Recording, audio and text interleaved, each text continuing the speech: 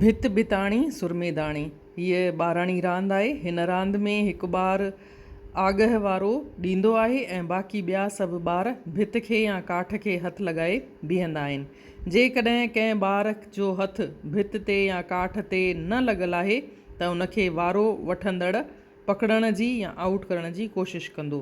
भित या काठ खे हथु लॻाइण वारा ॿार वारो ॾियण वारे ॿार खां ॻाए पुछंदा ऐं ॻाईंदा, भित भिताणी सुरमेदाणी काठ किलो पाणीअ दिलो मेण मंदीअड़ो तुंहिंजो घर कहिड़ो।